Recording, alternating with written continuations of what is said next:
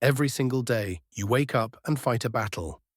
It's not a battle against your boss, your bills, or the traffic.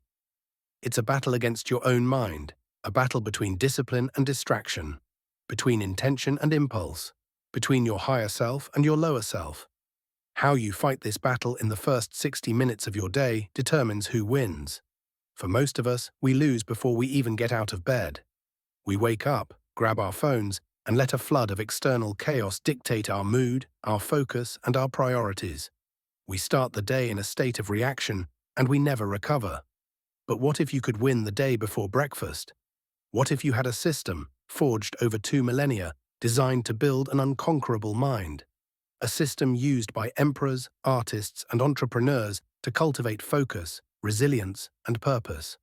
This is the Stoic morning routine. It's not about life hacks or productivity tricks. It's a fundamental reprogramming of your mind. It's a daily practice for building an inner citadel that can withstand any storm. In the next 20 minutes, we are going to do a deep dive into each of these 7 steps. We'll look at the ancient wisdom behind them, from Marcus Aurelius to Seneca, and give you a practical, step-by-step guide to building your own Stoic morning routine. This is the most important thing you can do for your mental health, your productivity, and your peace of mind. So get ready to win the most important battle of your day. Why this obsession with the morning? The Stoics understood a fundamental truth. The beginning is the most important part of the work. The state of your mind in the first hour of the day creates the keynote for the next 16. It sets the tone, it establishes the theme. Seneca, one of the great Stoic writers, put it perfectly. He said, "Begin at once to live, and count each separate day as a separate life." The morning is the birth of that new life. It's a fresh start. It's a chance to set your course, to align your actions with your values, before the world has a chance to throw you off balance. If you start the day in reaction, you will spend the whole day in reaction. You become a puppet, and the world pulls your strings. But if you start the day with intention, you become the master of your own mind. You set the agenda. You decide what is important. You become the puppeteer. The Stoic morning routine is the process of building and reinforcing this inner citadel every single day. It's the daily maintenance of your mental fortress. Each of the 7 steps we're about to cover is a stone in that wall. So let's lay the first one. The first step is simple, but not easy. Wake before the sun.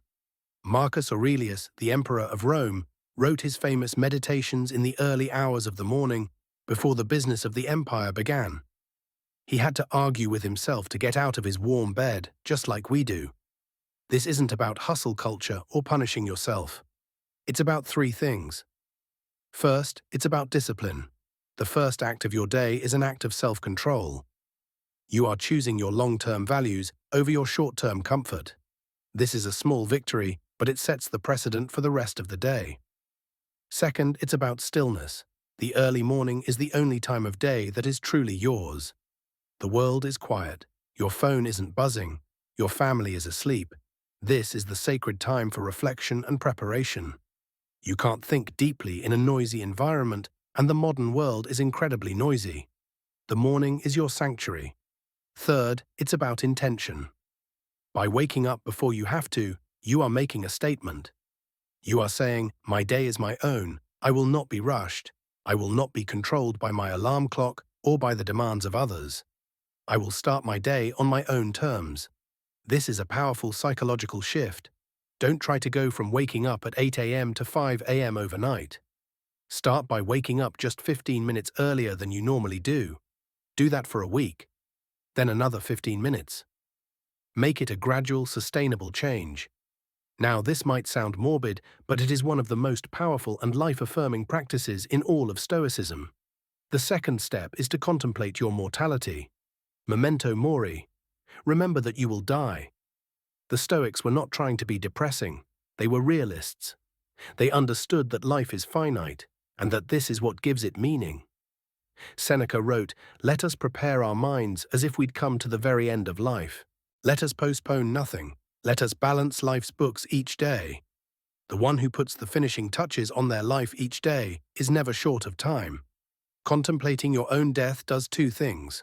First, it clarifies your priorities.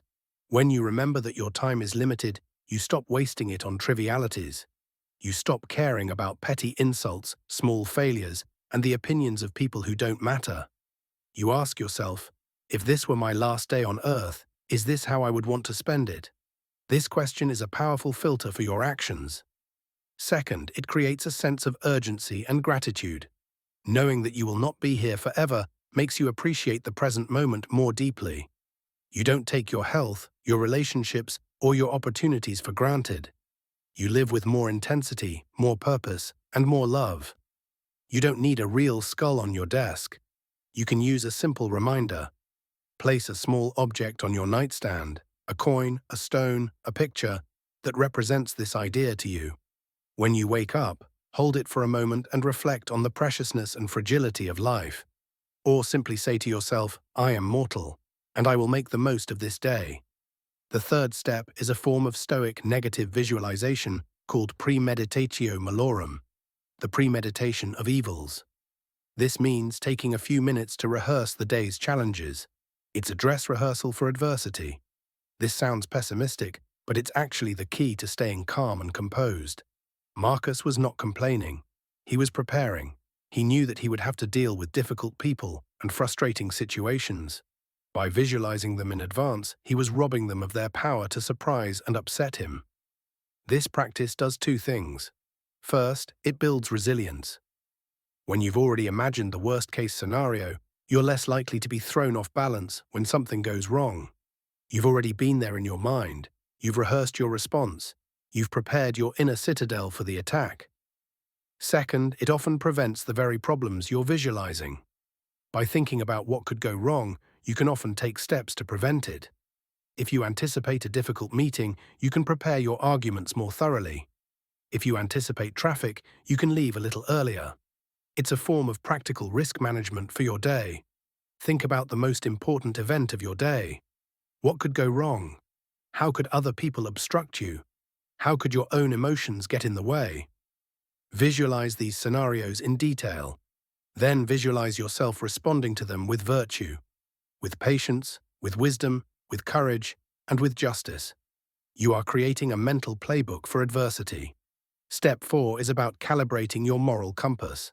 Before you engage with the world, you must remind yourself of the principles you aim to live by. You must review your virtues. The Stoics believed that our ultimate purpose is to live a life of virtue. But virtue is not an abstract concept. It is the practical application of wisdom, courage, justice, and temperance in our daily lives. The morning is the perfect time to remind yourself of this standard. Before you are tested by the events of the day, you must be clear on what you are aiming for. Reviewing your virtues does two things. First, it provides a clear standard for behavior. Throughout the day, you will be faced with countless choices. Should I cut corners on this project? Should I engage in this gossip? Should I lose my temper in this argument? Having the 4 virtues fresh in your mind gives you a simple, powerful framework for making these decisions. You can ask, is this wise? Is this courageous? Is this just? Is this temperate? Second, it primes your mind for moral excellence. You are telling your subconscious what to look for. You are programming your mind to recognize opportunities to practice virtue. When you start your day by thinking about courage, you are more likely to act courageously when a challenge arises. When you start your day by thinking about justice, you are more likely to be fair and kind in your interactions. You can do this in your journal. Write down the 4 virtues. Then, for each one, write a single sentence about what it means to you today. For example, today wisdom means listening more than I speak. Today courage means finally making that phone call I've been dreading. Today justice means giving my full attention to the people I interact with. Today temperance means sticking to my diet, no exceptions. Make it concrete and actionable. Once you have reviewed your guiding principles, it's time to aim your arrow for the day. Step 5 is to set your intention. This is different from setting goals. Goals are about the future outcome. Intentions are about your present action.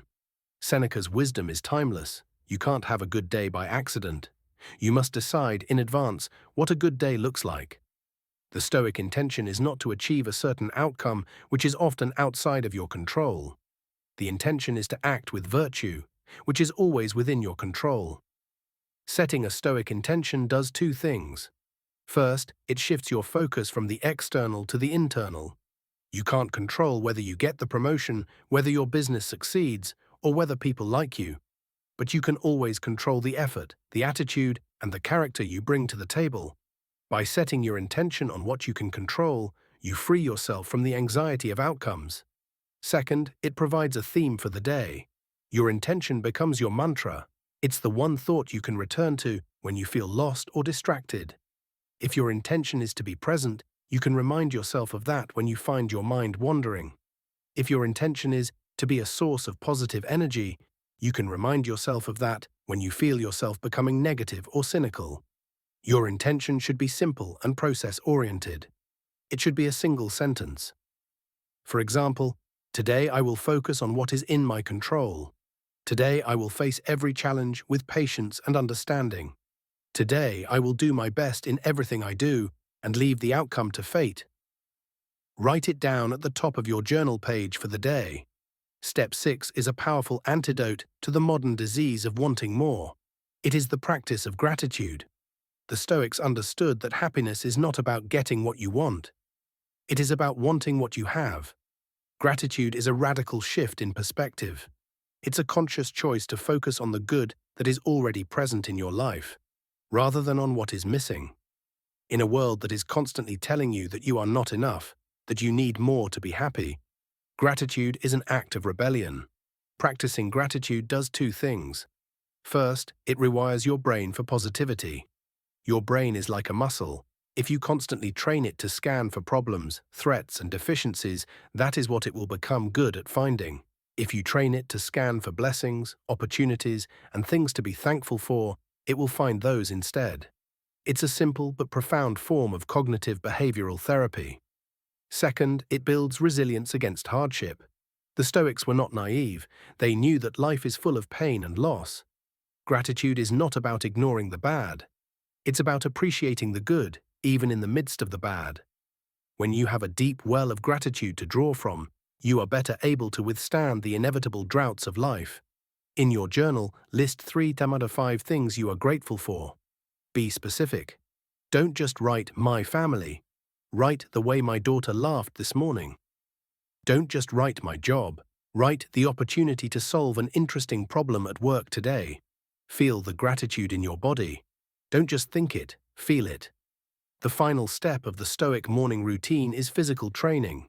The Stoics used the word ascesis, which means training or discipline. They believed that the mind and body are not separate. A weak body leads to a weak mind, and a strong body supports a strong mind. For the Stoics, physical exercise was not about vanity or aesthetics. It was about preparing the body for the demands of a virtuous life. It was about building discipline, resilience, and a tolerance for discomfort. They would intentionally expose themselves to heat, cold, and physical hardship to fortify themselves against the inevitable challenges of life. Physical training in the morning does two things. First, it boosts your energy and focus. The science is clear on this. Morning exercise increases blood flow to the brain, releases endorphins, and improves cognitive function for the rest of the day. It is the most powerful and natural nootropic you can take. Second, it is a metaphor for life. Exercise teaches you to push through discomfort. It teaches you that growth comes from resistance. It teaches you the power of consistency. Every workout is a small-scale simulation of facing a challenge, enduring it, and coming out stronger on the other side. This lesson translates directly to every other area of your life. You don't need to run a marathon. Start with something simple and sustainable. A 20-minute walk outside, a 10-minute yoga routine, a set of push-ups and squats. The key is consistency. Make it a non-negotiable part of your morning. Your body and your mind will thank you. So there you have it. The 7 steps to a Stoic morning. Wake before the sun. Contemplate your mortality. Rehearse the day's challenges. Review your virtues. Set your intention. Practice gratitude. And physical training. This is not a checklist to be rushed through. It is a ritual. It is a practice. It is the daily construction of your inner citadel. This routine will not solve all your problems. It will not make your life easy. That was never the promise of Stoicism. The promise is that it will make you stronger. It will make you more resilient, more focused, and more purposeful. It will give you a sense of control in a world that is largely outside of your control. Start small. Pick just one or two of these practices and do them consistently for a week. Then add another. The goal is not perfection, but progress. The goal is to win that first, most important battle of the day. Because when you win the morning, you win the day. And when you win the day, you win at life. If you got value from this deep dive, subscribe to Eudaimonia for more practical guides to ancient wisdom. And in the comments below, tell us which of these 7 steps you are going to implement first. Begin at once to live and win your morning.